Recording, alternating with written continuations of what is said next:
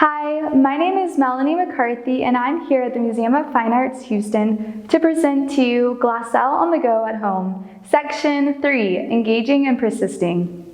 This video is for Project 1. In today's video, we're going to be making our very own abstract painting. In order to do this, we first need to look at one of the pioneers of abstract art, Vasily Kandisnky.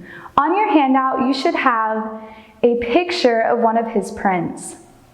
It's a drawing that he did, and his inspiration was often from music. Now, this is very important to keep in mind because the lines and shapes on his drawing are abstract, but they are coming from a real-life song that he was listening to.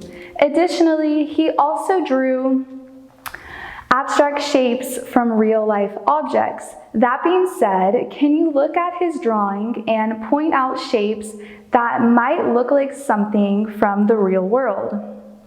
For example, when I look at this drawing, I see a boat on waves. This is really interesting because although this is abstract, we can reference some real-life objects. Another thing I want to mention is the balance of this composition is really exceptional. On the top upper left hand, we have a black circle. And this black circle is a great balance for all of the chaos on the whole entire right-hand side and bottom of the drawing. I really want you to look at this drawing and think in your head, what shapes do I like? And what shapes do I not like? Is there something that I'm drawn to? And is there something that my eye kind of wants to look away from?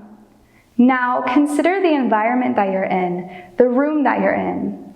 There are shapes all around you. Even the screen that you're looking on is a rectangle. So I want you to really consider all of the shapes that make up the space that you're in. Vasily Kandisnky once said that everything starts with a dot. So keep this in mind as we make our own artwork.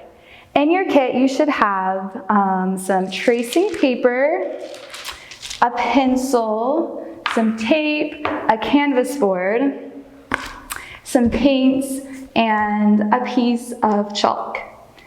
Additionally, you're gonna have a paintbrush and you're gonna need to get a cup of water in order to paint. So to begin with, we're gonna start with your marker and the tracing paper. So step one is to be an explorer. We're going to go around collecting shapes. So what I mean by that is this tracing paper is going to be the spot where you record the shapes that you see. We're going to have to use some flat surfaces in order to trace the marker with the tracing paper. So I brought some things from my house, some little pieces of junk that I've compiled and I can't seem to throw away. A postcard, a free ice cream, a bag of chips, and we're going to take these shapes and put them underneath the tracing paper. Now, while you're collecting shapes, it's really important to keep in mind the balance. Like I said at the beginning, the black circle on Kandisnky's drawing really balances out the chaos at the bottom. So I'm gonna start recording some drawings.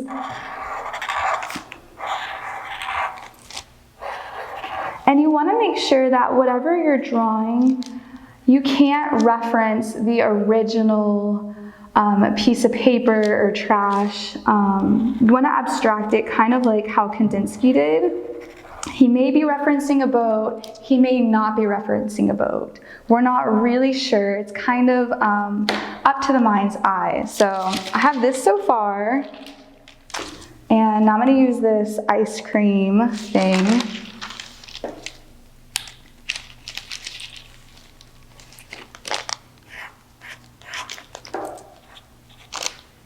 The more shapes you do, the more complicated it will begin to, the longer time it'll take. So you might want to consider that when deciding how much detail you want to have.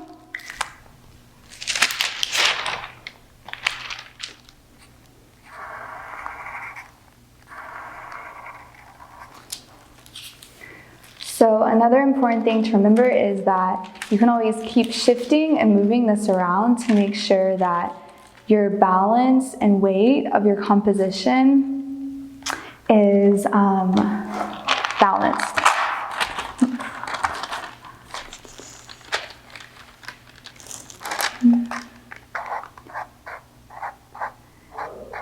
If you're feeling really experimental, you can always put this tracing paper on a mirror and trace reflections from the mirror, or even on a window and trace things from outside.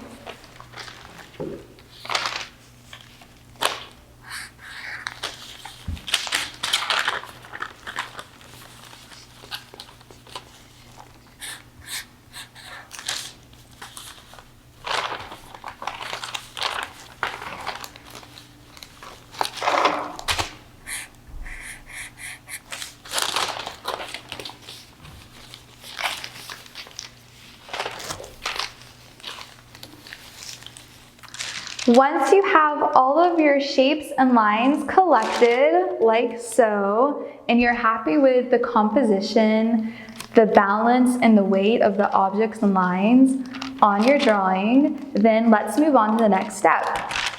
Take your crayon or your chalk, and on the back of this piece of paper, you're going to cover the back with a light layer of chalk.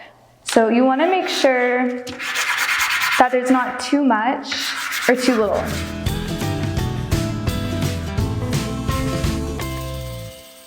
Make sure it's fully covered, and then somewhere where you can have like a trash can or something, like dust off the excess. I have plastic right here, so I can do that. And then you're going to take your canvas and your sheet of paper, your drawing, and put the chalk facing the canvas board. Keep in mind you're only using the amount of your drawing that is the size of this canvas. So if you've drawn all over this piece of paper, you're going to have to choose a rectangle about this size, and you can always just move it around and finding the correct composition. I created this with the canvas board in mind, so mine fits rather perfectly. So once again, you put the chalk onto the canvas board, and you're going to want to tape it because we're tracing it and we're transferring it over, and if it's not taped, it moves around a bit. So just make sure it's secure somewhere so you don't lose your place.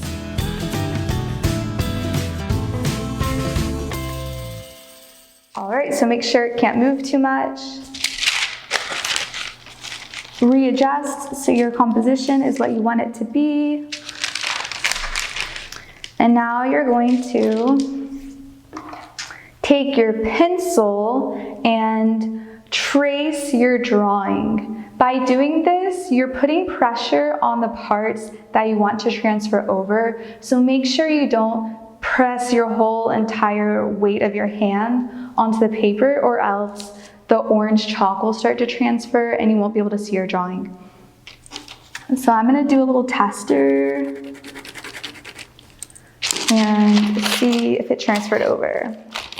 So it's starting to transfer over. That means I have the correct amount of chalk on here. So I'm going to keep going and transfer over the entirety of my drawing by tracing the drawing with this pencil.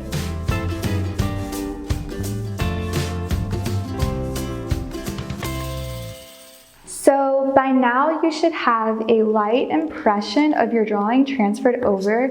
If you have any of these excess spaces, excess chalk, don't worry about it, because when we paint, it's going to get covered over. You can always reference your original drawing, and this is very erasable. So if it is bothering you, just lightly erase it.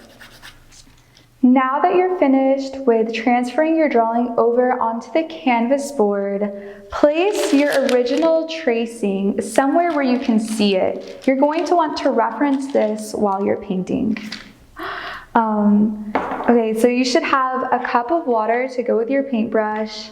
And in order to mix the paints and the waters, you're going to need something plasticky or even cardboardy to use as a palette. If you don't have anything like a plastic bag, you can also use the extra piece of tracing paper that is in your packet.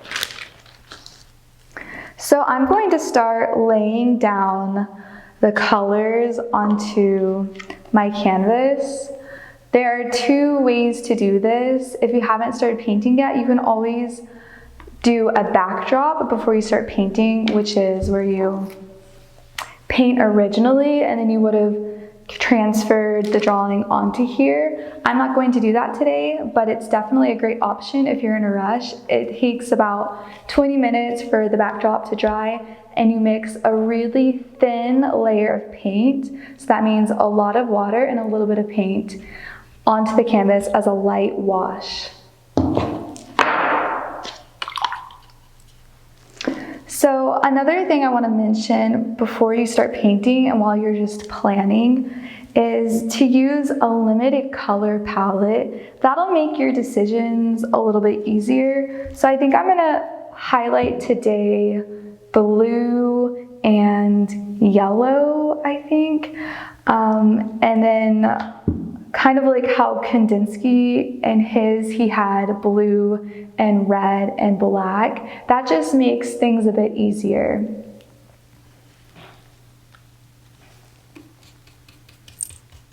Okay. One thing that makes your decision making a bit easier is coming up with rules. So a rule I made here is that every circle is blue.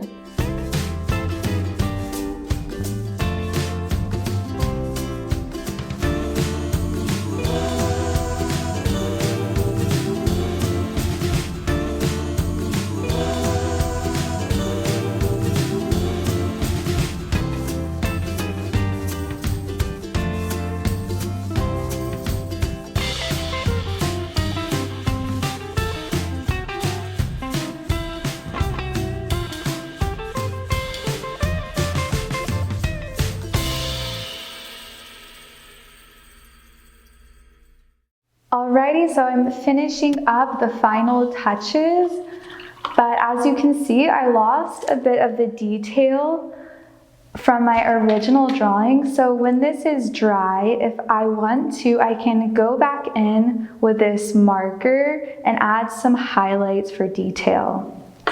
Alrighty, so this is what I came up with. It's definitely very interesting. Looking back on my original thoughts about Kandinsky's work, I can see some parallels about the objects that I liked. I mentioned at the beginning how I really liked the disc at the top left hand of his print.